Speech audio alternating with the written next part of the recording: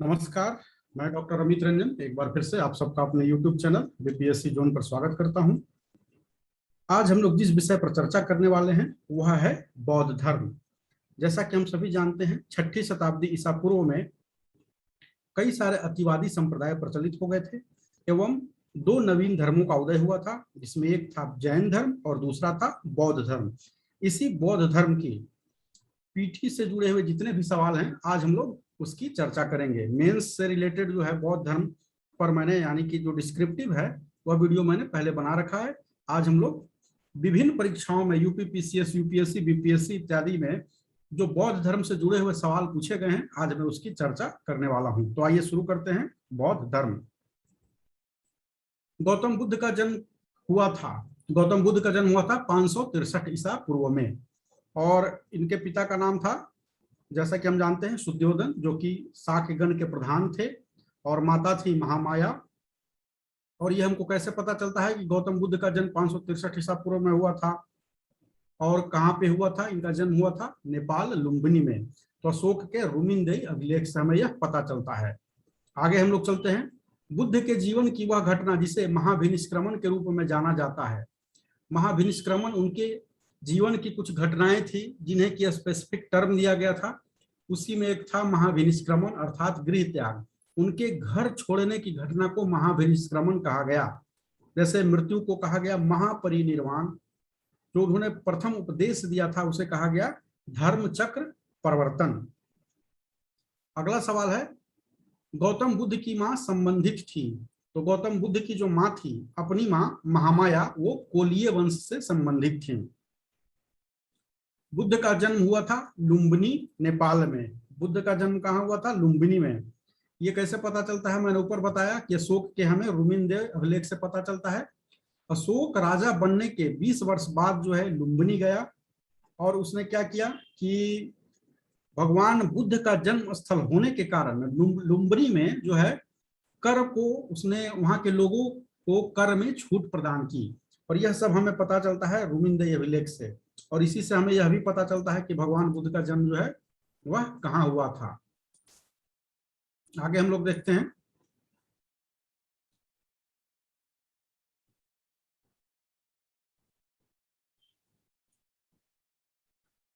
गौतम बुद्ध के बचपन का नाम था सिद्धार्थ।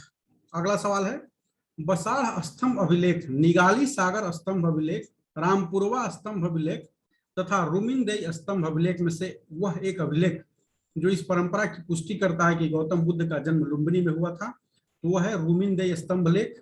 मैंने पहले ही अभी कुछ देर पहले इस पर विस्तार से चर्चा की, दोबारा चर्चा करना इस पर उचित नहीं होगा। हम लोग आगे के सवालों को देखते हैं।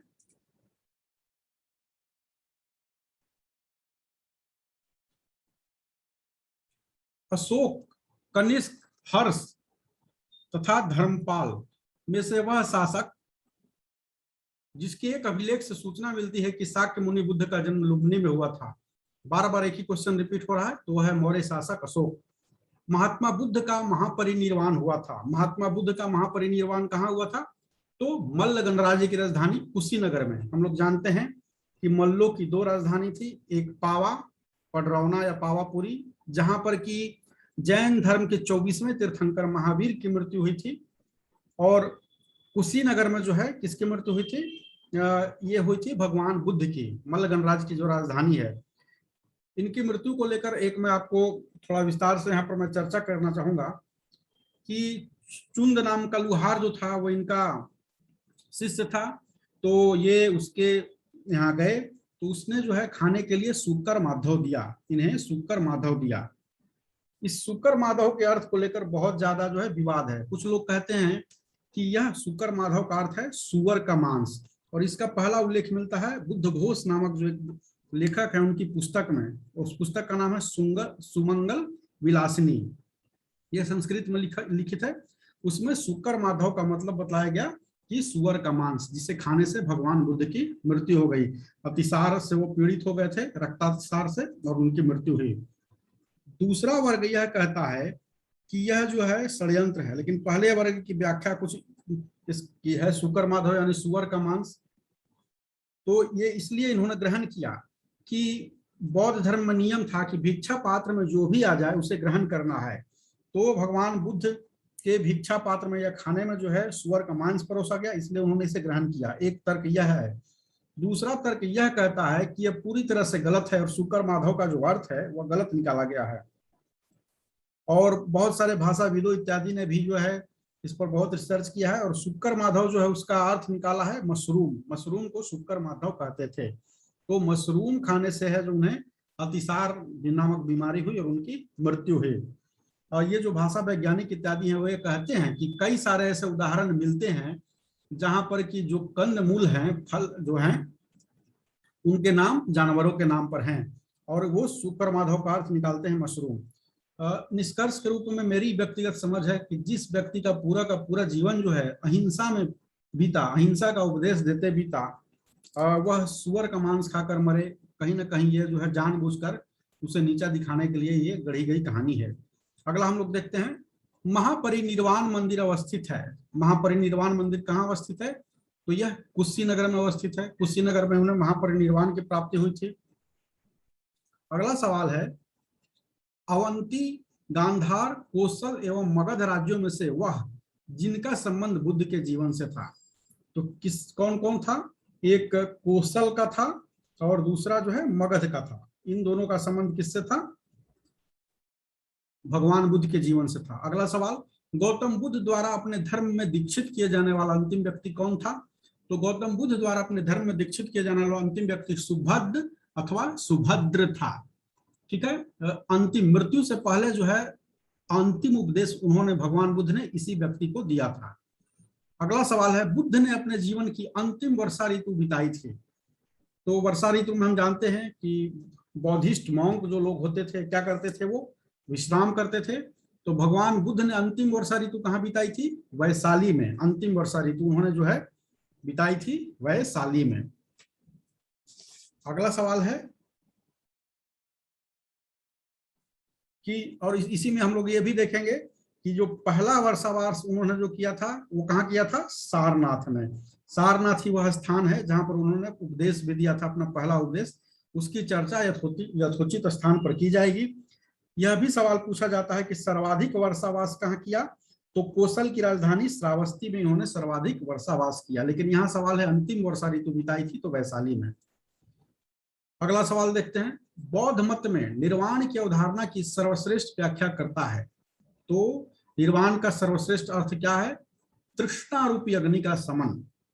अगला, अलार कलाम थे। तो अलार कलाम कौन थे? तो ये भगवान बुद्ध के जो हैं गुरु थे। हम लोग जानते हैं 29 वर्ष की अवस्था में भगवान बुद्ध ने जो है गृह त्याग दिया था। तब वो भगवान बुद्ध नहीं थे, गृह त्याग दिया था, सत्य की खोज में निकल पड़े थे।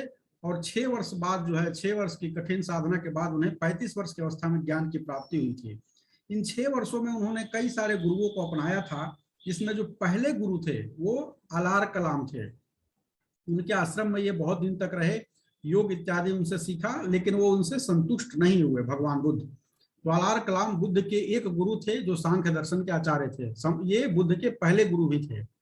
अगला सवाल है, महात्मा बुद्ध ने अपना पहला उपदेश, जैसा कि मैंने बतलाया था, ये जो प्रथम उपदेश इन्होंने दिया था उसे धर्म चक्र परिवर्तन कहते हैं, प्रवर्तन। तो भगवान बुद्ध ने अपना पहला उपदेश सारनाथ में दिया था। इससे भी जुड़ी एक कहानी है, वो थोड़ा सुन लिया जाए। कि भगवान बुद्ध जब तपस्या कर रहे थे बोध गया में, तो वहां पर उन्होंने अपने शरीर को इतना ज्यादा तपा दिया कि वो एकदम से कृशकाय हो गया। तो वहां पर जो है एक स्त्री जो है आई खीर लेकर, और उन्होंने भगवान बुद्ध को खीर दिया। भगवान बुद्ध उस समय, हालांकि भगवान बुद्ध नहीं हुए थे, उन्होंने खीर ग्रहण करने से इनकार कर दिया। तब सुजाता नामक वह स्त्री जो है उसने कहा, एग्जैक्ट कोटेशन याद नहीं है, लेकिन यही कहा कि बीना के तारों को अगर बहुत ज्यादा कस दिया जाए तो वो टूट जाते हैं, अगर ढीला छोड़ दिया जाए बहुत ज्यादा तो उनसे बेसुरी आवाज निकलती है, यानी कि मध्यम मार्ग।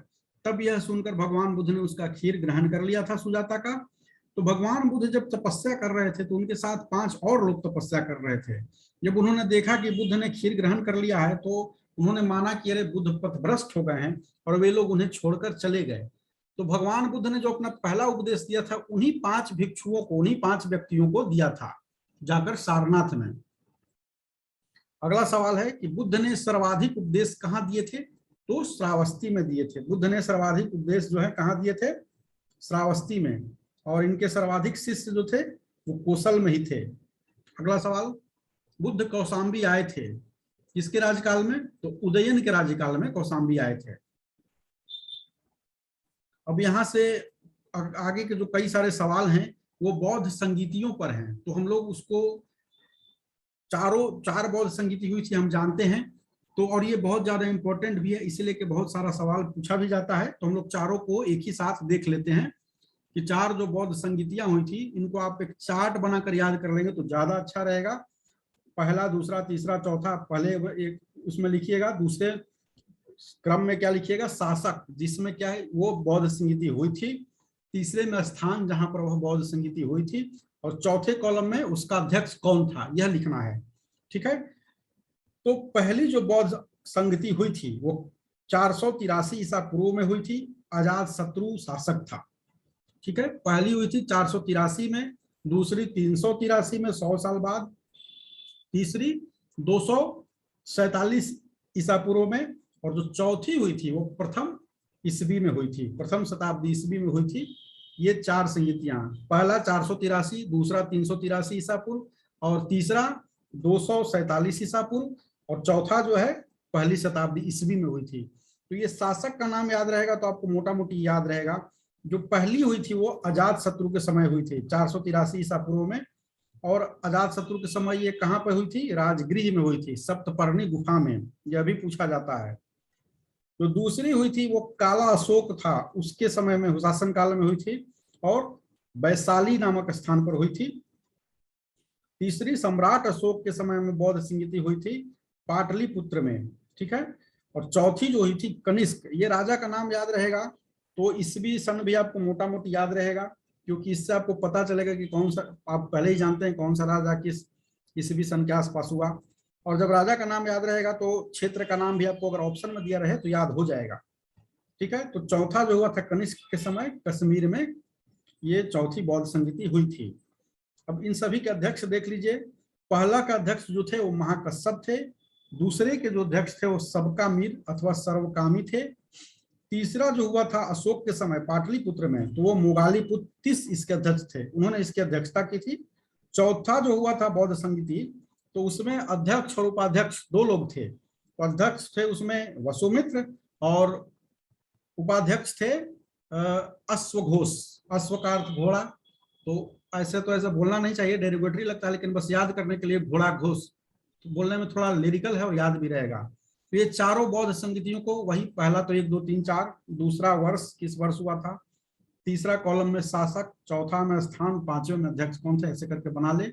इससे जुड़े हुए बहुत सारे सवाल आते हैं। प्रथम बौद्ध संगीति का आयोजन जैसे कि मैंने बताया राजगिरी की सप्तपर्णी गुफा में। कश्मीर में कनिष्क के शासन काल में जो चतुर्थ बौद्ध संगीति तो ये वसुमित्र अभी मैंने बताया, और अश्वघोष जो थे या घोड़ा घोष जो मैं कह रहा हूँ वो उपाध्यक्ष थे। बौद्ध धर्म की महायान शाखा की औपचारिक रूप से कनिष्क के शासन काल में ये आया था। प्रथम, द्वितीय, तृतीय एवं चतुर्थ बौद्ध संगीतियों के आयोजन स्थलों का सही क्रम क्या है? तो सही क्रम क्या है? पहला राजगिरी में हुआ था 483 ईसा पूर्व में, दूसरा वैशाली काला अशोक के समय हुआ था जस्ट 100 साल बाद 383 ईसा पूर्व में, तीसरा पाटलिपुत्र सम्राट अशोक के समय हुआ था 247 ईसा पूर्व में, और चौथा जो कश्मीर कुंडलवन स्थान का नाम है वहां पर हुआ था पहली शताब्दी ईस्वी में। ठीक है, सही क्रम है। द्वितीय बौद्ध समिति का आयोजन हुआ था काशी वाराणसी, गलत लिखा हुआ है, अभी हम लोगों ने काफी विस्तार से देखा, ये वैशाली होगा। द्वितीय बौद्ध समिति का आयोजन वैशाली काला अशोक के समय 383 ईसा पूर्व। प्रथम बौद्ध समिति का आयोजन अजातशत्रु के शासन काल में हुआ था। द्वितीय बौद्ध सभा का आयोजन जो हुआ था कालाशोक ने किया था, जिसका एक और नाम काकवर्ण था। आगे हम लोग देखते हैं बुद्ध के जीवन की 4 महत्वपूर्ण घटनाएं एवं उनसे संबंधित स्थलों का सुमेलन इस प्रकार है। 4 उनके जीवन की 4 घटना थी और वो स्थल थे, वो ऊपर नीचे दिया गया था, यहाँ सुमेलित करके दिया हुआ है, सवाल में ऊपर नीचे होगा। तो इनका जन्म कहाँ हुआ था? जन्म हुआ था इनका लुम्बिनी में। कई बार हमने पढ़ा कि अशोक के जो है रुमिंद एवलेक्सा में पता चलता है 20वें वर्ष में जब वो वहां गया था, वहां के लोगों का उसने ऋण में कटौती की थी क्योंकि वहां भगवान बुद्ध पैदा हुए थे। जन्म लुम्बिनी में हुआ था। ज्ञान की प्राप्ति बोध गया में हुई थी। बोध गया जो है मार्वेलस प्लेस है बिहार में, और जाड़े के समय में जब ये दलाई लामा आते हैं तो उनसे कुछ समय पहले, क्योंकि उस समय बहुत भीड़ भाड़ हो जाती है, उनसे कुछ समय पहले वो जाने लायक स्थान है। और बोध गया या गया जो क्षेत्र है वो बिहार का सबसे गर्म और सबसे ठंडा स्थान भी है, तो इसलिए अभी दिसंबर से थोड़ा पहले अक्टूबर नवंबर में वहाँ जाएं। और बहुत ही शानदार घूमने के लिए जगह है ये। मैं इसलिए जानता हूँ कि मेरा घर वहीं पर है, और मैंने इस पर एक वीडियो भी बनाया था कि लॉकडाउन में बोध गया, तो लॉकडाउन में सब बंद था, लॉकडाउन खुलने के जस्ट तुरंत बाद बोध गया का मैंने बनाया था। खैर, तो ज्ञान की प्राप्ति हुई थी बोध गया में, और बोधि वृक्ष के नीचे हुई थी। पीपल का जो पेड़ था उसी के नीचे इन्हें ज्ञान की प्राप्ति हुई थी। अभी भी वहां जो पत्ता है उसको लोग चुरा के बेचते हैं काफी महंगे दामों में, जबकि यह दंडनीय अपराध है। पत्ता जो है केवल गिरा हुआ उठा सकते हैं। प्रथम प्रवचन इन्होंने कहाँ दिया था? सारनाथ मृगदाओं में दिया था। मैंने बताया अभी आपको विस्तार से कि 5 जो शिष्य थे कौन थे। इनका निधन जो हुआ था कुशीनगर में हुआ था। इस पर भी हम लोगों ने विस्तार से चर्चा की कि जो इनका निधन हुआ तो कैसे हुआ, शुक्र माधव को लेकर जो विवाद था उस पर भी हमने चर्चा की। आगे हम लोग देखते हैं कि भारतीय कला में बुद्ध के जीवन की वह घटना जिसका चित्रण मृग सहित चक्र द्वारा हुआ है, तो कौन सा है भैया? तो प्रथम उपदेश। भगवान बुद्ध ने जो प्रथम उपदेश दिया था उस घटना का चित्रण इसके तहत करते हैं, क्योंकि मृगदाव जो वन है ना, मृगदाव में उन्होंने पहला उपदेश दिया था। सारण के मृगदाव में, मृगदाव का अर्थ होता है क्या? हिरण का वन, ठीक है, इसलिए संभवतः मृग सहित चक्र है। अगला है सही सुमेलन है। अर्थ और चिन्ह, ये अर्थ है और उसका दूसरा चिन्ह है, प्रतीक। मतलब भगवान बुद्ध का जन्म से जुड़ा हुआ प्रतीक क्या है, प्रथम प्रवचन से जुड़ा हुआ जो है चिन्ह क्या है? तो ये जन्म से जो है कमल, प्रथम प्रवचन है, धर्म चक्र प्रवर्तन कहते हैं उसे। महाबोधि क्या है? बोधि वृक्ष। और त्याग जो है घोड़ा, घोड़ा पर ही बैठकर, रथ पर बैठकर गए थे, और जो घोड़ा उसमें था, घोड़े का नाम था कंथक, और जो सारथी उनको लेकर गया था उसका नाम था छंदक। इसकी भी एक कहानी है छोटी सी, खैर वो आप मेरे मेंस वाले वीडियो में देखिएगा अगर इच्छा हो तो, और ज्यादा कहानी भी सुनना सही बात नहीं है। आगे हम लोग देखते हैं कर्मापा लामा तिब्बत के बुद्ध संप्रदाय के जिस वर्ग का है वह है कंग्यूपा। अगला सवाल, महात्मा बुद्ध के संबंध में सही कथन है। तो इसमें सही कथन क्या है? इसमें दिया हुआ होगा 4 कथन, उसी में से होगा 1, 2, 3 या सभी 4 हो तो वही दिया हुआ है। उनका जन्म कपिल वस्तु उनका जन्म लुम्बिनी में हुआ था, नेपाल। उन्होंने बोध गया में ज्ञान की प्राप्ति की थी, बिल्कुल सही। उन्होंने वैदिक धर्म को अस्वीकार किया था, सही है। उन्होंने आर्य सत्य का प्रचार किया था, बिल्कुल आर्य सत्य का उन्होंने प्रचार किया था।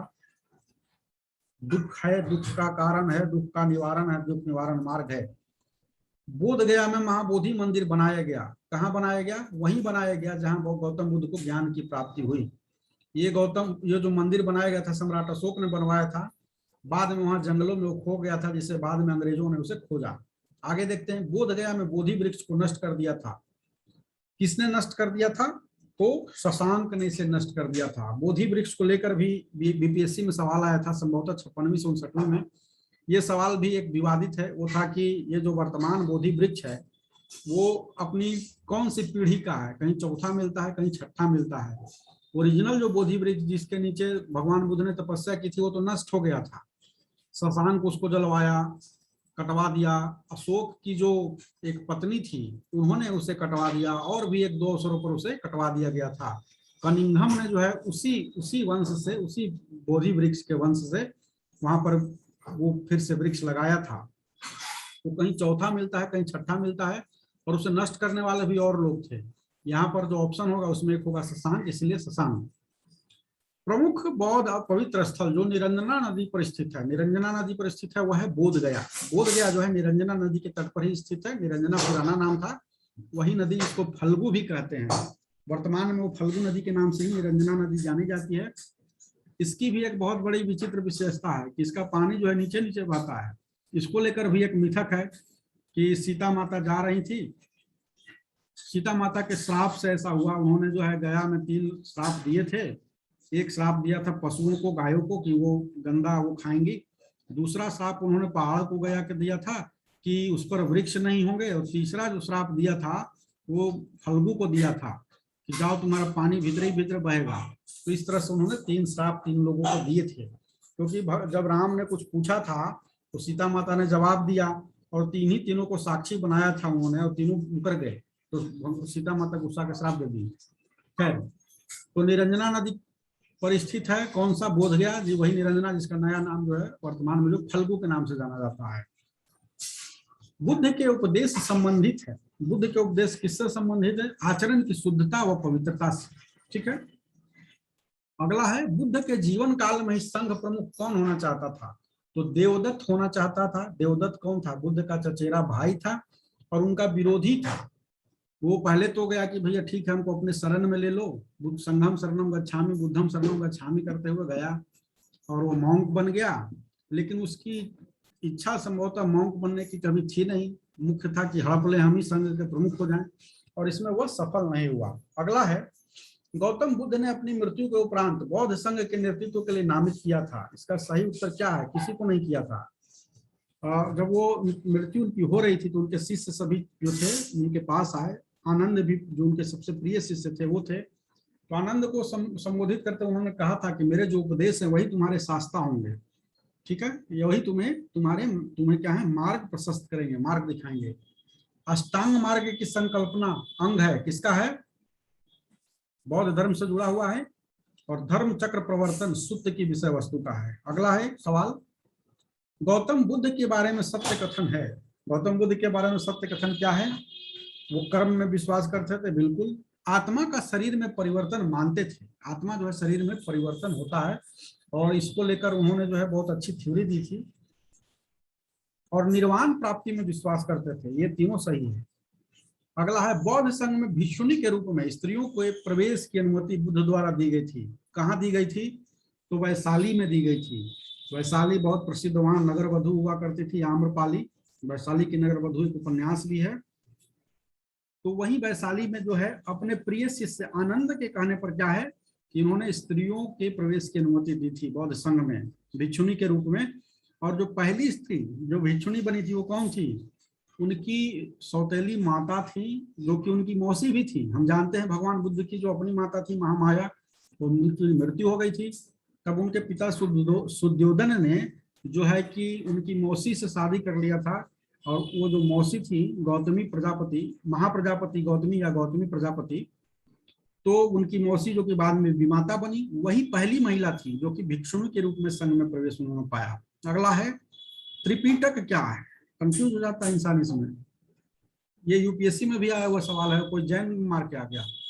जैन धर्म से नहीं, ये बौद्ध धर्म से संबंधित है, और बुद्ध के उपदेशों का संग्रह है। ये विनय पिटक, सूत पिटक, अभिधम्म पिटक जो है त्रिपिटक ग्रंथ संबंधित है। यही यूपीएससी में सवाल आया था। मुझे ये इसलिए भी याद है कि हमारे जो एक रिलेटिव हैं वो दे रहे थे और इसमें वो कंफ्यूज हो गए थे। 4 अगस्त को उनका भी इंटरव्यू था यूपीएससी का। अगला सवाल है वह बौद्ध ग्रंथ जिसमें संघ जीवन के नियम प्राप्त होते हैं। तो 3 हमने बताया था। तो विनय पिटक में संघ संबंधी नियम प्राप्त होते हैं। तो इसको इस तरह से याद कर सकते हैं कि संघ के संबंध के नियम क्या होंगे? वो कठोर होंगे। संघ के संबंधी नियम जो भी होंगे वो कठोर होंगे। तो वैसी पुस्तक जिसमें कठोर कठोर नियम दिया हुआ है उसका नाम क्या है? विनय, विनम्र। तो विरोधाभासी है। इस तरह से इसको याद कर सकते हैं कल्पना करके। सुत्त पिटक में क्या है? महात्मा बुद्ध ने जो नैतिकता संबंधित जो प्रवचन दिया था उसी का संकलन है। ठीक है, सुत्त पिटक में। अगला आ ही गया, नैतिक एवं सिद्धांत संबंधित प्रवचन संकलित कहाँ है? तो सुत्त पिटक में। तो इसको हालांकि थोड़ा सा डेरोगेटरी हो जाएगा, लेकिन इसको इस तरह से याद करते हैं, सूत मतलब सोना, ठीक है ना। तो नैतिकता की बात जो भी भाषण वोषण देता है तो क्या नींद तो आने ही लगती है ना, इस तरह से याद कर सकते हैं। वह बौद्ध साहित्य जिसमें बुद्ध के दार्शनिक सिद्धांत का उल्लेख है, बुद्ध के दर्शन का उल्लेख है, अभिधम्म पिटक में। अशोकाराम विहार स्थित कहाँ पर है? यह जो है पाटलिपुत्र में स्थित है। इसको किसने बनवाया था? सम्राट अशोक ने बनवाया था। यह भी काफी प्रसिद्ध है, सम्राट अशोक के द्वारा बनवाया हुआ। अगला सवाल है, विश्व का सबसे ऊंचा कहा जाने वाला विश्व शांति स्तूप राजगीर बिहार में स्थित है, अभी भी है, हाल ही में, मतलब ये अभी नई ही है, प्राचीन कृति नहीं है ये। अगला, बुद्ध की 80 फुट बड़ी प्रतिमा जो बोध गया में है, निर्मित की गई थी, किसके द्वारा निर्मित की गई थी? बहुत भव्य लगता है, 80 फुट ऊंचाई है, लेकिन देखने में बहुत भव्य लगता है। ये जापानियों के द्वारा निर्मित की गई थी। आप जब बोध गया जाएंगे तो वहाँ अलग अलग देशों के द्वारा निर्मित जो है आपको मठ इत्यादि मिलेंगे, और उसमें 80 फुट की जो प्रतिमा है ये जापानियों के द्वारा निर्मित की गई थी। उसके चारों ओर जो हैं खड़े हुए जो हैं उनके मॉन्क्स के जो मूर्तियां हैं, भगवान बुद्ध बैठे हुए हैं, 80 फीट ऊंचाई है उसकी, और उसके चारों ओर जो है मॉन्क्स का खड़ा हुआ मूर्ति है। सर्वप्रथम स्तूप शब्द मिलता है, स्तूप शब्द का सर्वप्रथम प्रयोग मिलता है ऋग्वेद में, और ये भी बड़ा मजेदार है। इस पर भी जो है ऋग्वेद में ये जो शब्द पाया गया स्तूप, इसको लेकर भी कई जो है भाषाविदों ने बाल की खाल खींची है, और इसी के आधार पर कहते हैं कि बौद्ध धर्म जो है क्या है कि वो ऋग्वेद के समय भी था। ठीक है, जिस तरह से ये महावीर जैन धर्म के संस्थापक नहीं 24वें तीर्थंकर थे, जो जैन धर्म का उल्लेख भी ऋग्वेद में मिलता है। उनके मतलब कि क्या बोलते हैं तीर्थंकरों का, संभवतः 2-3 तीर्थंकरों का मिलता है, ऋषभ देव का मिलता है। तो उसी प्रकार से ये जो स्तूप शब्द है उसके आधार पर कहते हैं कि नहीं नहीं, ऋग्वेद के समय भी ये बौद्ध धर्म विद्यमान था। स्तूप जो है ये शब्द है, इसका ऋग्वेद में उल्लेख मिलता है, और इसका अर्थ क्या होता है? इसका अर्थ होता है किसी वस्तु का ढेर, इस अर्थ में ऋग्वेद में इसका प्रयोग किया गया था। पिछले वीडियो में मैंने बताया था कि काल के प्रवाह में, यानी समय बदलने के साथ साथ जो है शब्दों के अर्थों में परिवर्तन होता है। जैसे मैंने एक उदाहरण दिया था साहस का, पहले साहस निगेटिव सेंस में प्रयोग होता था, पॉजिटिव सेंस में होता है। तो स्तूप शब्द का जो है वो किसी वस्तु के ढेर के रूप में ऋग्वेद में इसका उल्लेख है, उसी की बाल की खाल खींच के लोग बोलने लगे कि वहां तक था, या हो सकता हो, इस विषय में मैं बहुत ज्यादा जानता नहीं हूँ। इतिहास में मैंने जितना पढ़ा उस हिसाब से लगता है कि नहीं 6वीं शताब्दी ईसा पूर्व में था। सारनाथ, सांची, बोधगया एवं कुशीनारा में वह स्तूप स्थल जिसका संबंध भगवान बुद्ध के जीवन की किसी घटना से नहीं है, तो किससे है? सांची वाला स्तूप जो है। ठीक है, संसार अस्थिर और क्षणिक है का बौद्ध जैन गीता एवं वेदांत में जिससे संबंध है वह किससे है? तो बौद्ध धर्म से इसका संबंध है। संसार क्या है? अस्थिर है और क्षणिक है। इसके ठीक विपरीत हिंदी साहित्य का इतिहास मैंने पढ़ाया था, याद कीजिए। भक्ति काल में एक शाखा थी, कौन सी? आप कमेंट में लिखिए, जो मानता है कि संसार जो है स्थिर है क्योंकि वो जो है ईश्वर के द्वारा बनाई हुई है, ईश्वर की प्रतिकृति है।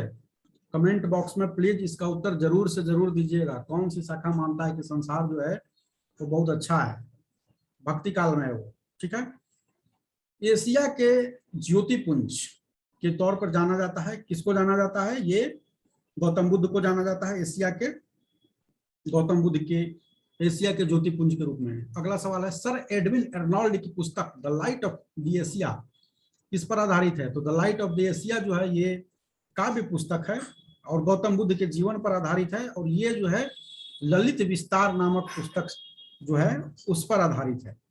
वहां से ये प्रेरित होकर इन्होंने the light of the Asia लिखा, और इसमें गौतम बुद्ध के जीवन की चर्चा है, और ये काव्य पुस्तक है। अगला सवाल, Gautam Buddha the light of the Asia से, इस पुस्तक से जो है हिंदी के एक बहुत बड़े आलोचक भी प्रभावित हो गए थे, उनका नाम भी कमेंट बॉक्स में लिखिएगा। गौतम बुद्ध को एक देवता के रूप में, देवता का स्थान जिस राजा के युग में प्राप्त हुआ वो कौन थे? तो कनिष्क के समय में गौतम बुद्ध को एक देवता का स्थान प्राप्त हुआ। कनिष्क के समय जो है गौतम बुद्ध देवता के रूप में पूजे जाने लगे। अगला सवाल, भारत में पहले जिन मानव प्रतिमाओं को पूजा गया, मानव प्रतिमाओं को, वह थी बुद्ध की। भगवान बुद्ध मानव प्रतिमा थे जिनकी की पूजा की गई, मानव प्रतिमा। वैसे उसके पहले जो है हड़प्पा कल्चर में हम देखते हैं, बुद्ध के पहले क्या था? वैदिक सिविलाइजेशन था, वहां मूर्ति पूजा था ही नहीं, हमने देखा। उसके पहले हड़प्पा कल्चर था, वहां मानव प्रतिमा की पूजा नहीं होती थी, बल्कि मृण मूर्तियों की, सॉरी ये मातृ देवी की मिट्टी की मूर्ति हमें मिलती है, यानी मातृ देवी की पूजा होती थी। अगला है, देश में जिस धर्म के लोगों ने मूर्ति पूजा की नींव रखी थी वह है बौद्ध धर्म। यहाँ लिखा हुआ ऑप्शन हो सकता है 4 में यही हड़प्पा कल्चर नहीं दिया हो, इसलिए बौद्ध धर्म होगा। मैं यहाँ भी मैं बता रहा था कि मूर्ति पूजा का जो पहला साक्ष्य हमें मिलता है हड़प्पा कल्चर में, इंडस वैली सिविलाइजेशन में, वही मातृ देवी की मृण मूर्तियां मिलती हैं। अगला, गांधार शैली की मूर्ति कला में बुद्ध के सारनाथ में हुए प्रथम धर्मोपदेश से संबंध प्रवचन मुद्रा का नाम है धर्मचक्र। अच्छा, बुद्ध की खड़ी प्रतिमा कब बनाई गई? कुषाण काल में। बुद्ध की खड़ी प्रतिमा कब बनाई गई? कुषाण काल में बनाई गई। अगला है भगवान, यहाँ पे गांधार शैली है और एक और शैली थी मथुरा शैली। गांधार शैली और मथुरा शैली थी। उस समय जो है कुषाण काल में ये बहुत प्रसिद्ध हुआ था, उसी समय ये चला था। तो गांधार और मथुरा में कुछ अंतर था, गांधार शैली में और मथुरा शैली में। तो थोड़ा सा हम लोग वो देख लेते हैं। गांधार शैली जो थी वो क्या थी कि यथार्थवादी थी। मथुरा शैली जो थी वो आदर्शवादी थी। गांधार शैली पर विदेशी प्रभाव था, यूनानी विशेष रूप से। मथुरा पर क्या था? विदेशी प्रभाव बहुत कम था इस शैली पर। गांधार शैली का मुख्य विषय क्या था? बौद्ध धर्म, बुद्ध, और बुद्ध की एक से एक खड़ी पड़ी लेटी हुई तमाम तरह की उन्होंने मूर्तियां बनाई। तो ये बुद्ध और बौद्ध धर्म से संबंधित था। गांधार शैली की विषय वस्तु मुख्य रूप से यही थी, जबकि मथुरा की विषय वस्तु जो थी वो काफी व्यापक थी। इन्होंने हिंदू धर्म से संबंधित जो है देवी, इस शैली में देवी देवताओं की मूर्तियां भी मिलती हैं। गांधार शैली में क्या है कि लौकिक जीवन, लोक जीवन और प्राकृतिक दृश्यों की कमी है, जबकि मथुरा में क्या है? लौकिक और प्राकृतिक विषयों की भरमार है। तो यही गांधार शैली और मथुरा शैली में अंतर था। बुद्ध की खड़ी प्रतिमा बनाई गई कुषाण काल में। भगवान बुद्ध की प्रतिमा कभी कभी एक हस्त मुद्रा युक्त दिखाई गई है, जिसे भूमि स्पर्श मुद्रा कहा जाता है। यह प्रतीक है, किसका प्रतीक है? कि मार, मार वही है कामदेव, जो हम हिंदू धर्म में कामदेव है वही बौद्ध धर्म में मार है। कि मार बहुत सारा प्रलोभन दिया था भगवान बुद्ध जब तपस्या कर रहे थे कि वो डिग जाए, लेकिन वो डिगे नहीं। तो मार के प्रलोभनों के बावजूद अपनी सूचिता और शुद्धता का साक्षी होने के लिए बुद्ध का धरती का आह्वान, बुद्ध धरती का आह्वान किए थे कि भाई बताओ, तुम बताओ कि हम शुद्ध और सूची हैं। मार हम पे बहुत प्रयास किया अपने लक्ष्य से हम डिग जाएं, लेकिन ऐसा नहीं हुआ, तुम इसकी साक्षी हो। धरती को बोलते हैं, आह्वान करते हैं। जैसे कि सीता माता 3 साक्षी बनाई थी, तीनों मुकर गई थी। भूमि स्पर्श मुद्रा के सारनाथ बुद्ध मूर्ति संबंधित है गुप्त काल से। अगला सवाल है, कुशीनगर मल्ल गणराज्य की राजधानी थी? बिल्कुल थी, कसाया कुशीनगर। महात्मा बुद्ध का महापरिनिर्वाण कुशीनगर में हुआ था? ये भी सही है। तो ए और आर दोनों सही है, लेकिन आर ए की सही व्याख्या नहीं है। मतलब जो आर है ये इसकी व्याख्या नहीं करता है, ये कोई व्याख्या नहीं करता है। वहां उनकी राजधानी थी इसलिए इनका महापरिनिर्वाण नहीं हुआ था, बस इत्तेफाक था। सुमेलित हैं लोथल, हम लोग पहले भी पिछले वीडियो में हमने पढ़ा था। लोथल क्या है? लोग, कोड मैंने बताया था लोग। लोथल गुजरात में है और गोदीबाड़ा मिलता है वहां ग से, तो वही प्राचीन गोदी क्षेत्र है। सारनाथ बुद्ध का प्रथम धर्मोपदेश मृगदाव में। सांची अशोक का सी स्तंभ शीर्ष, ये गलत है जी। सांची में कहाँ मिलता है ये? सांची में नहीं मिलता है ये, सारनाथ में ही मिलता है ये। सांची एमपी में है, सारनाथ बनारस के बगल में है, तो ये गलत दिया हुआ है। नालंदा, नालंदा में क्या है? बौद्ध अधिगम का महान पीठ। ठीक है, आगे देखते हैं। ये सांची गलत है। महायान बौद्ध धर्म में बोधिसत्व अवलोकितेश्वर को और जिस अन्य नाम से जानते हैं वह है पदम पानी है। ठीक है, पदम पानी के रूप में हम इन्हें जानते हैं। आगे हम लोग देखते हैं, भारत के धार्मिक इतिहास के संदर्भ में सत्य कथन क्या है? तो बोधिसत्व अपने प्रबोध के मार्ग पर बढ़ता हुआ क्या है? करुणामय है। बोधिसत्व समस्त सचेतन प्राणियों को उनके प्रबोध के मार्ग पर चलने में सहायता करने के लिए स्वयं की निर्वाण प्राप्ति क्या कर देता है? विलंबित करता है। जो बौद्ध धर्म है इसी से संबंधित मुझे याद आया, हीनयान और महायान में जो बटा था, तो हीनयान क्या कहता है? हर कोई अपने से निर्वाण प्राप्त करेगा। महायान क्या कहता है? सामूहिकता में निर्वाण की बात करता है। और हीनयान का मतलब होता है निम्न मार्ग, महायान विशाल मार्ग। ठीक है, ये मतलब उसका अर्थ है। हीनयान अवस्था का विशालतम एवं सर्वाधिक विकसित शैलकृत चैत्यगृह स्थित है कार्ले में। ये कार्ले कहाँ पे है? पुणे में है, जो पुणे महाराष्ट्र में है, कार्ले पुणे। अगला है, प्रथम शताब्दी ईस्वी में जिस भारतीय बौद्ध भिक्षुक को चीन भेजा गया वह है? पहली शताब्दी ईस्वी। याद कीजिए किसका समय था ये? पहली शताब्दी ईस्वी कनिष्क का शासन काल था। पहली शताब्दी ईस्वी में हम लोग क्या देखते हैं? कि हुआ था चौथी बौद्ध संगति कनिष्क के शासन काल में ही, 1ली शताब्दी ईस्वी कनिष्क के शासन काल में। तो ये नागार्जुन जो था ये भी कनिष्क के दरबार में था, दरबारी था, और इसने माध्यमिकारिका नामक बहुत अच्छी पुस्तक लिखी थी। शून्यतावाद के प्रणेता माने जाते हैं, शून्यवाद के नागार्जुन। शून्यता के सिद्धांत का सर्वप्रथम प्रतिपादन करने वाले बौद्ध दार्शनिक का नाम है नागार्जुन। और नागार्जुन को चीन भेजा गया था बौद्ध धर्म के प्रचार के लिए, ये जो है चीनी ग्रंथों में ऐसा उल्लेख मिलता है। अगला है नागार्जुन जिस बौद्ध संप्रदाय के थे वह है माध्यमिक, पुस्तक का नाम भी था इनका माध्यमिकारिका। अगला सवाल, विक्रमशिला वाराणसी, गिरनार एवं उज्जैन में से बौद्ध शिक्षा का केंद्र था। कौन सा केंद्र था? तो विक्रमशिला था। वल्लभी विश्वविद्यालय स्थित है, था, वल्लभी था, कहां पर? गुजरात में। नालंदा विश्वविद्यालय के स्थापना का युग है, गुप्त काल में हुआ था, ये कुमार गुप्त ने इसकी स्थापना की थी। नालंदा विश्वविद्यालय की स्थापना जो है किसने की थी? कुमार गुप्त ने की थी।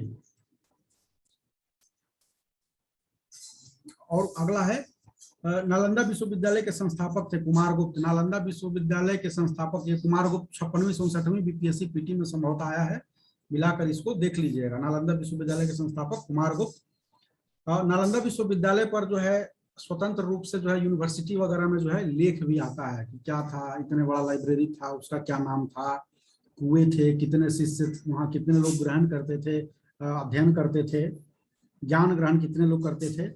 ठीक है, नालंदा विश्वविद्यालय को बख्तियार खिलजी ने जला दिया था। नालंदा विश्वविद्यालय विश्व प्रसिद्ध था किसके लिए?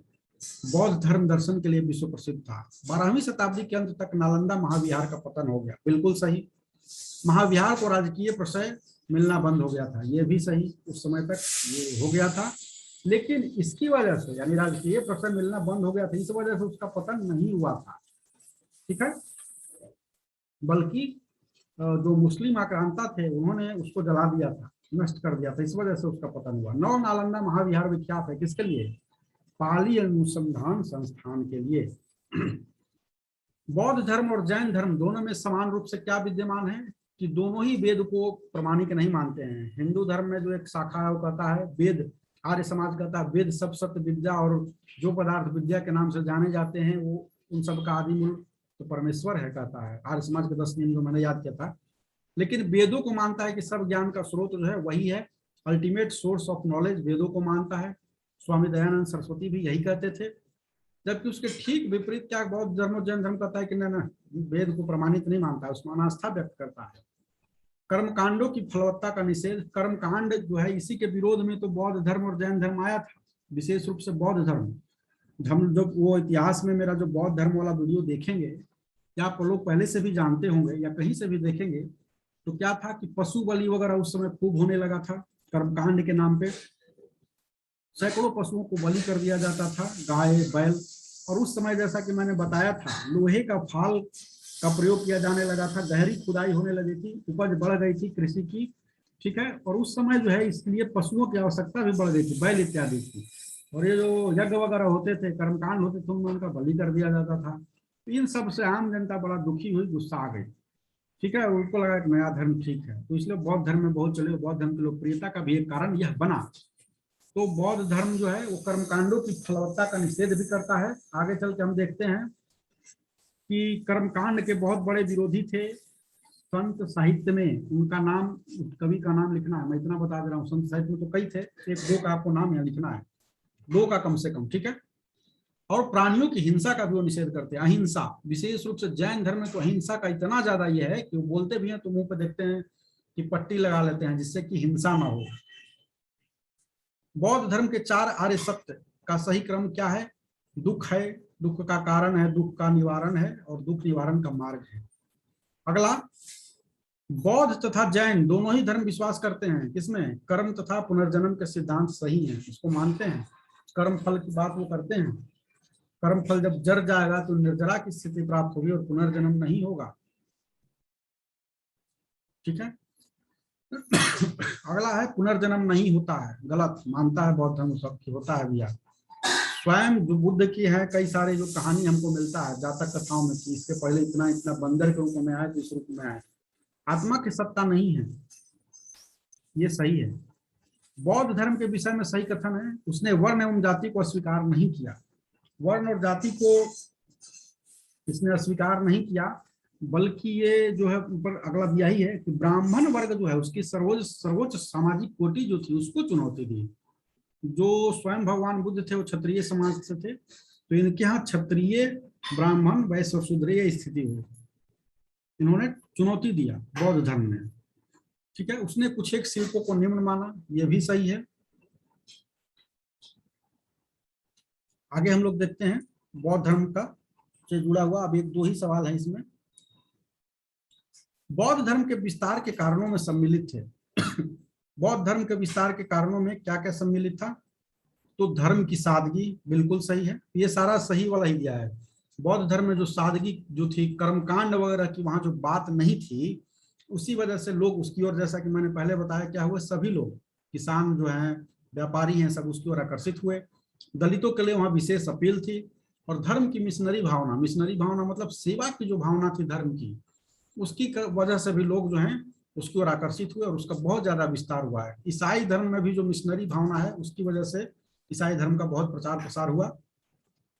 हालांकि इस मिशनरी के पीछे कई लोग बोलते हैं छुपा हुआ उद्देश्य है ईसाई धर्म वाला में। और स्थानीय भाषा का प्रयोग, ये बहुत जरूरी है। पाली भाषा में बुद्ध जो है, जिस भाषा में प्रवचन देते थे, वो किस भाषा में था? पाली भाषा में, जिसे आम जनता समझती थी। पाली उसका नाम ही इसलिए पड़ा क्योंकि कहा गया कि यह बुद्ध के वचनों का पालन करती है। ठीक है, यानी भगवान बुद्ध ने लोकल लैंग्वेज में अपना जो है प्रवचन दिया। उनके कई जो सभी किताब थे वो पाली लोकल लैंग्वेज में ही थे, जिससे आम जनता ने उनके प्रवचनों को समझा। उस धर्म से उसे की निकटता हुई, और उस धर्म को समझने के लिए किसी तीसरे व्यक्ति, जिसे हिंदू धर्म में पुरोहित इत्यादि कहा गया, उसकी कोई जरूरत महसूस नहीं हुई। इसी वजह से क्या है कि हम लोग उसकी ओर बहुत जुड़े। हिंदू धर्म में संस्कृत था, संस्कृत में उसके सारे धर्म ग्रंथ थे, सारे प्रवचन संस्कृत में थे, लोग समझ ही नहीं पाते थे। आगे देखते हैं, आरंभिक मध्ययुगीन समय में बौद्ध धर्म का पतन जिन कारणों से शुरू हुआ वह है, भगवान बुद्ध को जो है विष्णु का अवतार माने जा अवतार घोषित कर दिया गया, 11वां अवतार। ठीक है, और क्या हुआ देखिए, ये अवतार इत्यादि के ही खिलाफ ये खड़े हुए थे, इनको कह दिया गया कि तुम ही अवतार हो गए, तुम खुद अवतार हो, 11वां अवतार। और क्या हुआ कि वो वैष्णव धर्म का हिस्सा बन गया। अगला है, कुछ शैलकृत बौद्ध गुफाओं को चैत्य कहते हैं, जबकि अन्य को विहार। दोनों में क्या अंतर है? अरे विहार जो है क्या है, वहां लोग रहते हैं, बौद्ध भिक्षु रहने का स्थान है, चैत्य पूजा स्थल है। सीधा सीधा चैत्य में पूजा करते हैं, बिहार में जाकर सो जाते हैं, रहते हैं बौद्ध भिक्षु। वह बौद्ध शाखा जो सुल्तानी युग में सबसे अधिक प्रभावशाली थी, वो वज्रयान थी। तंत्र मंत्र वगैरह करता था, तो वज्रयान सबसे अधिक प्रभावशाली थी। तो बौद्ध धर्म के लिए बस इतना ही इस वीडियो में। बौद्ध धर्म से संबंधित सारे सवाल हमने यहाँ पर देख लिए। अगले वीडियो में यहाँ पर आपको दिख रहा होगा जैन धर्म। जैन धर्म के बारे में हम लोग अगले वीडियो में चर्चा करेंगे, पीटी के स्पेसिफिक से। बाकी जो है मेंस के लिए मैंने इस पर वीडियो बहुत पहले ही बना रखा है। आई होप आपको यह वीडियो अच्छा लगा होगा। कहीं कहीं कुछ टेक्निकल ग्लिचेज आए आरंभ में, उसके लिए मैं माफ़ी चाहूँगा, अगली बार से मैं उसमें सुधार लाऊंगा। और अगर आपको यह वीडियो पसंद आता है तो प्लीज़ इसको लाइक करें, और सबसे अधिक इसे शेयर करने का प्रयास करें, जिससे अधिक से अधिक लोगों को इसके विषय में पता चले। फिलहाल इस वीडियो में इतना ही। अगले वीडियो में मैं डॉक्टर अमित रंजन हाजिर होऊंगा फिर से एक नए टॉपिक के साथ।